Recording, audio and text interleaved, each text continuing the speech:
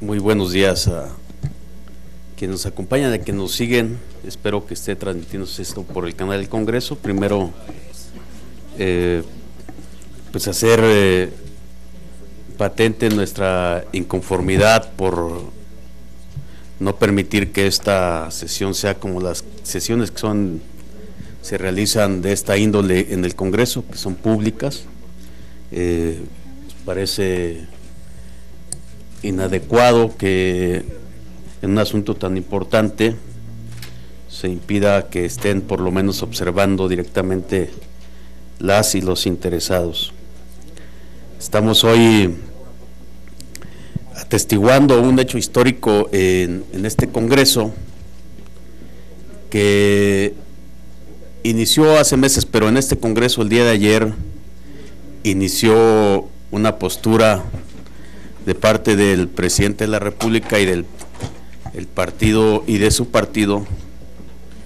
que está impidiendo que en este país se instale la regularidad democrática. El día de ayer la mayoría priista rechazó, enterró la posibilidad de que el poder civil, como dice nuestra Constitución, sea el que predomine en la garantía de la seguridad en la vida de las personas y sus bienes en nuestra patria. Al rechazar la propuesta de mando mixto, la propuesta de reforma constitucional, en los hechos es lo que hicieron. En el segundo capítulo hoy, lo que pretenden es instaurar lo que ha dado muestras de falla en la última década. Se decidió enviar a las Fuerzas Armadas a combatir el crimen organizado a las calles, y dan cuenta de los resultados diversos estudios de especialistas académicos, de instituciones de gran credibilidad en nuestro país respecto al incremento de la violencia. De hecho, estamos viviendo el año más violento de las últimas décadas, y consecutivamente por lo menos un incremento de la violencia ya en el cuarto mes consecutivo sin precedentes. Está rompiendo récord el presidente Enrique Peña Nieto en violencia en nuestro país, y responden con esta propuesta de seguridad interior, que no es un modelo que garantice la seguridad de las personas, sino es una propuesta para prolongar las acciones que han hecho y que nos han colocado en este estadio de repunte de violencia en diversas zonas del país, pero también habrá que decirlo en todo el territorio nacional. Con esto, con esta propuesta, el presidente Peña Nieto renuncia a garantizar un modelo de seguridad al país y se convierte en coordinador de campaña de su partido. Lo digo así porque apenas en la sesión anterior de esta comisión, el Partido Revolucionario Institucional propuso que se realizara una consulta para ver qué opinaban los ciudadanos respecto a la seguridad pública, renunciando a una obligación del Estado a garantizarla. Ahora pretenden aprobar esta propuesta de ley de seguridad interior, y seguramente en los próximos meses le dirán a la sociedad que esperen tantito, que esperen después de las elecciones o de los próximos años para ver resultados, cuando los resultados ya están perfectamente conocidos y estudiados. El Partido de la Revolución Democrática, desde luego que se inclina y se ha inclinado, y ayer lo hicimos patente en la discusión de la propuesta de reforma constitucional de mando mixto, por que el Estado sí se haga responsable de la garantía de la seguridad pública a las personas. Y el Estado no es el gobierno federal solamente. El Estado lo integran los diferentes niveles de gobierno y la obligación constitucional es del Estado, no de un partido. Y por eso es que defendimos esa propuesta y seguiremos proponiendo alternativas para que esto se garantice. Es tan importante la propuesta que se va a discutir hoy que de aprobarse se estaría colocando al país en una encrucijada muy grave y que en los próximos años tendrá que explicar el partido hoy en el gobierno, que esperemos que ya no lo sea en los años siguientes. Es tan importante que me voy a permitir leer un documento que contiene la posición precisa del grupo parlamentario al que pertenezco y que es que representa en términos legislativos, desde luego, un voto particular al dictamen que esta comisión nos presenta como proyecto para resolver sobre ley de seguridad interior. Le daré lectura con el permiso de todas y todos ustedes. El grupo parlamentario del PRD, a través de este voto particular, expresa su desacuerdo rotundo y contundente con el dictamen que hoy se pone a nuestra consideración, con base en lo siguiente. El dictamen en comento se emite en sentido positivo basado, según la propia dictaminadora, en que, cito, en la Constitución hasta hace relativamente poco tiempo, como respuesta a los nuevos retos que el Estado debía enfrentar en materia de seguridad. En el año 2004, el Constituyente Permanente aprobó la facultad del Congreso de la Unión para legislar en materia de seguridad nacional. Se cierra la cita. Como consecuencia, retoma el dictamen, en el año 2005 se legisló en materia y se expidió la Ley de Seguridad Nacional, que contenía supuestos y procedimientos claros que en aquel momento daban certeza y seguridad a la ciudadanía al describir cuáles son las amenazas a la seguridad nacional y de esa manera establecer un control para que el Estado respetara los derechos humanos y las garantías de los ciudadanos. No obstante, el propio dictamen señala que se observa que, a pesar de que la seguridad interior no es lo mismo que la seguridad nacional o que la seguridad pública, sí guarda ciertas similitudes con la primera, pues comparte un origen que tiene que ver con la preservación de la soberanía nacional mediante la defensa exterior o interior de la población, el territorio del gobierno que componen al Estado mexicano. Por lo tanto, se considera que el Congreso de la Unión sí puede legislar en torno a la seguridad interior, pues la misma es una rama de la seguridad nacional que por sus características propias debe ser legislada en un instrumento distinto a la seguridad nacional, pero que se nutre de los conceptos y procedimientos ya descritos en la ley, pues origen es el mismo. Cierro cita, y transcribí esto porque en el centro de las definiciones hay un galimatías conceptual que los autores de la propuesta no aciertan en precisar y clarificar. Lo anterior, en un régimen federalista como el nuestro, en que la división de poderes cumple un papel de equilibrio político fundamental, la concesión de facultades específicas para legislar en materias que competen a diversos órdenes de gobierno deben encontrarse explícitamente contenidas en el texto constitucional, debido a que constituyen potestades que los propios poderes de las entidades federativas conceden de manera especial al Congreso de la Unión, cuyo mandato no puede ser genérico. Es por ello que consideramos que el Congreso de la Unión, si bien posee facultades para legislar en materia de seguridad nacional, no las posee en materia de seguridad interior, por lo cual la aprobación del dictamen que contiene este decreto por el que se expide una ley especial en materia de seguridad interior resultaría contrario al espíritu constitucional. Lo anterior se confirma cuando el propio texto del dictamen indica en diversos artículos que la aplicación de la ley es atribución de la Secretaría de Gobernación en coordinación con las Fuerzas Armadas y, cita, otros órdenes de gobierno, estableciendo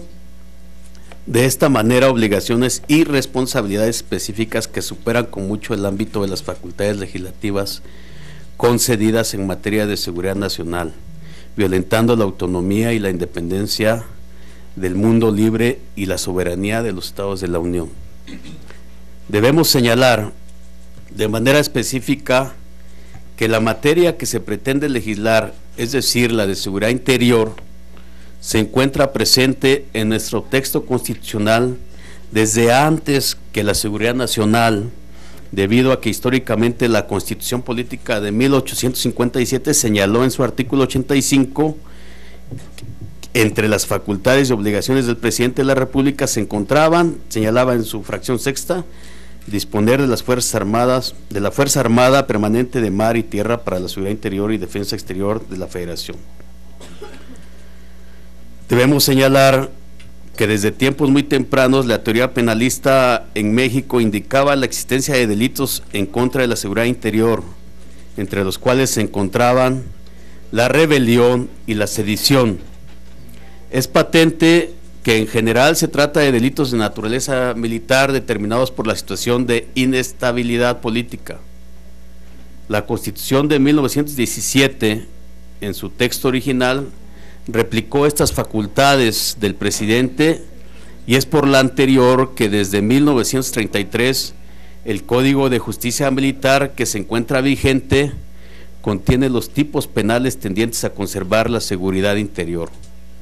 Cabe hacer notar que estos ordenamientos son previos a la reforma constitucional que añadió el término de seguridad nacional a la fracción sexta del artículo 89. Esta reforma constitucional impulsada por el expresidente Vicente Fox fue promulgada el 5 de abril de 2004, quedando en los siguientes términos: fracción sexta, como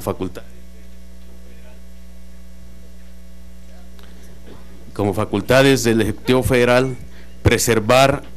la seguridad nacional en los términos de la ley respectiva y disponer de la totalidad de la Fuerza Armada Permanente, o sea, del Ejército, de la Armada y la Fuerza Aérea para seguridad interior y defensa exterior de la Federación. Se termina la cita de la fracción sexta. Es decir, en esta reforma se montó el concepto de seguridad nacional sobre lo que se disponía en la fracción original, dando como resultado que la seguridad nacional tenga dos componentes: la seguridad interior y la defensa del exterior, y que el presidente de la República pueda disponer de la Fuerza Armada Permanente para preservarla. Es con estos antecedentes que afirmamos que el concepto de seguridad interior tiene fundamentalmente una connotación militar, y que las transgresiones que la ley penal en materia tipifica están contenidas en el Código de Justicia Militar. Sacar de este contexto el concepto de seguridad interior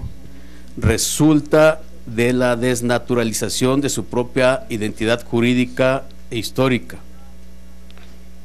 Adicionalmente, afirmamos que el dictamen que estamos opinando resulta contrario al marco convencional, debido a que establece un estadio intermedio entre la normalidad democrática y la suspensión de garantías que supone la actuación supletoria o subsidiaria de las Fuerzas Armadas, en detrimento de las atribuciones constitucional y legalmente concedidas a las entidades federativas y municipios, que no se encuentran contempladas en el texto constitucional,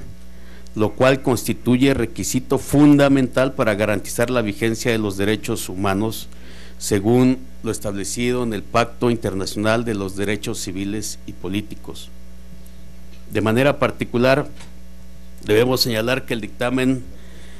al definir en el artículo 2 a la seguridad interior, no hace ninguna especificidad respecto al concepto de seguridad nacional contenido en la ley de la materia, generando confusión entre ambos, lo cual repercute en el contenido del artículo 3, que define las acciones en materia de seguridad interior como aquellas que, desarrolladas por las autoridades federales, incluidas las Fuerzas Armadas, para identificar, prevenir, atender reducir y contener riesgos y amenazas a la seguridad interior, señalando que estas son las contenidas en el artículo 5 de la Ley de Seguridad Nacional. Afirmamos también que, dada la importancia de la materia que nos encontramos legislando, la imprecisión y confusión entre los conceptos que se contienen en el dictamen que hoy discutimos, resulta imprescindible su formulación para evitar que nuestras instituciones puedan cometer violaciones a los derechos humanos debido a la falta de coherencia y precisión legales. En el mismo sentido, la definición sobre el uso de la fuerza indica que ésta constituye, cito, la utilización racional y proporcional de técnicas, tácticas, métodos, armamentos y protocolos que realiza el personal de las fuerzas federales y, en su caso, las Fuerzas Armadas, para controlar, repeler o neutralizar actos de resistencia según sus características y modos de ejecución. Se termina la cita. Esto sin tomar en consideración las recomendaciones de los organismos internacionales de defensa y protección de los derechos humanos para que se emita una ley especial en la materia que regule su aplicación. Resulta por demás riesgoso para el libre ejercicio de los derechos humanos la facultad atribuida a las fuerzas federales, incluidas las Fuerzas Armadas, para implementar sin necesidad de declaratoria alguna políticas, programas y acciones para identificar, prevenir y atender oportunamente, según su naturaleza, los riesgos contemplados en la Agenda Nacional de Riesgos a que se refiere el artículo 7 de la Ley de Seguridad Nacional, sin establecer cuáles son estas o cuál es el límite de la actuación del gobierno. Por otro lado, el artículo 7 de la ley contenida en el dictamen estipula que en casos de perturbación grave de la paz pública o de cualquier otro que ponga a la sociedad en grave peligro o conflicto y cuya atención requiera la suspensión del ejercicio de algún derecho, se estará a lo dispuesto en el artículo 29 constitucional, sin establecer ninguna taxatividad relativa a lo establecido en esta ley. Más grave aún resulta la facultad atribuida al presidente para implementar medidas inmediatas para, dice la propuesta, amenazas que representen un grave peligro a la integridad de las personas o al funcionamiento de las instituciones fundamentales del gobierno, sin necesidad de declaratoria alguna y contraviniendo fehacientemente lo estipulado en el texto que hoy discutimos. Que vale la pena recordar que esta misma comisión rechazó su facultad legal de revisar la ley reglamentaria del artículo 29 constitucional, arguyendo cuestiones de formalidad y preservando y manteniendo el régimen del presidencialismo autoritario en nuestro país. Resulta por ello de particular preocupación que, no obstante que la propia Declaratoria de Protección a la Seguridad Interior, que constituye un acto administrativo que afecta a la esfera de competencia privada del individuo,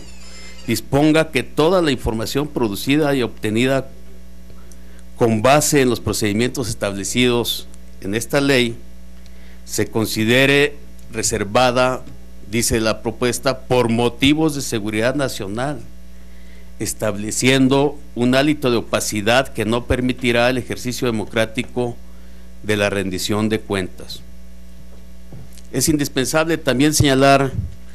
que el artículo 18 de la ley en comento señala que las acciones desarrolladas por la aplicación de la ley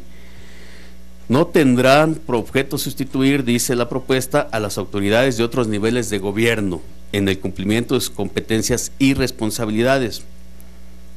Sin embargo,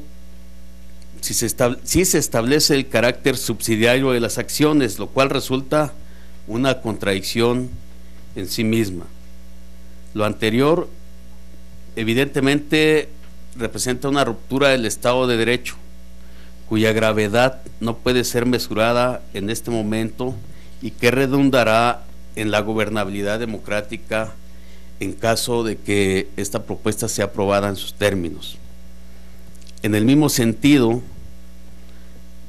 si la normalidad democrática de la que habla el dictamen en discusión fuera la que rige la realidad histórica de nuestro país, resultaría absolutamente innecesario que el propio texto legal que se pretende aprobar establezca un procedimiento para la intervención de las autoridades federales en general y uno específico destinado a regular la participación de las Fuerzas Armadas, su subordinación debida al poder civil y, en el último de los casos, a la lealtad a México, que han demostrado en múltiples ocasiones, se está poniendo en duda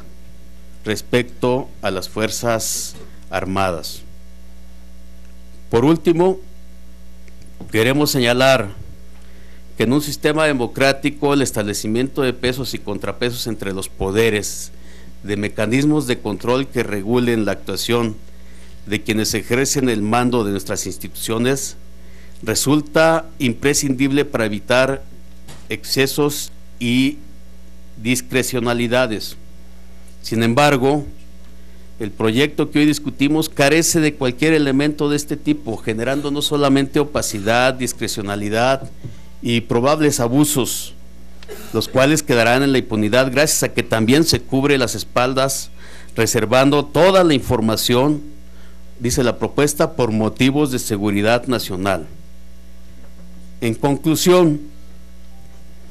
la ley contenida del dictamen es inconstitucional e inconvencional. También no contempla mecanismos de control de las acciones del Ejecutivo, ni jurisdiccionales, ni parlamentarios. En el proyecto se está proponiendo que renunciemos a ser parte de una medida de Estado en este Poder Legislativo. Además, los contenidos de esta ley se traslapan y confunden con lo establecido en la Ley de Seguridad Nacional, lo cual crea una confusión incluso hasta de definiciones. No existe, por otro lado, una diferenciación contundente entre los supuestos de la aplicación de esta ley y aquellos que requieran la aplicación del mecanismo de restricción de garantías, por la ausencia, decía, de la ley reglamentaria del 29. Otra de las consecuencias del proyecto es que el procedimiento de declaratoria de protección a la seguridad interior es unilateral,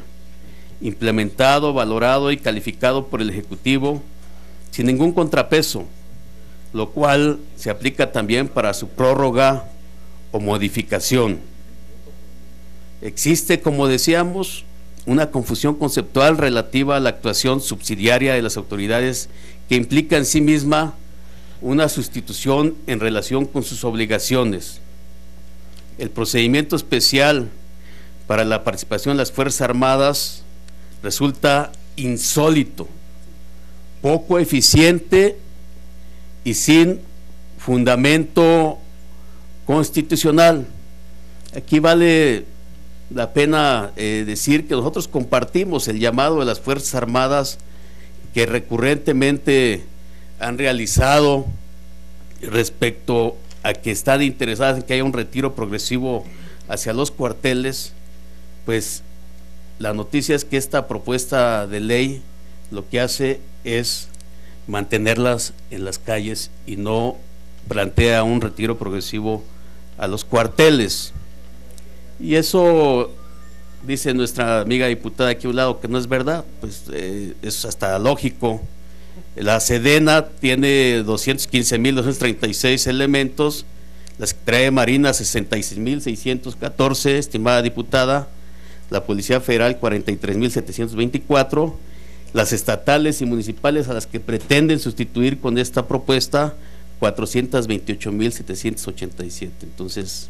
la lógica simple nos señala lo contrario. Por lo anteriormente expuesto y fundado, respetuosamente solicitamos que se deseche el dictamen de la Comisión de Gobernación con proyecto de decreto por el que se expide la Ley de Seguridad Interior, para lo cual ya hemos registrado en el área técnica de esta comisión el voto particular del grupo parlamentario al que represento. En esta intervención es cuanto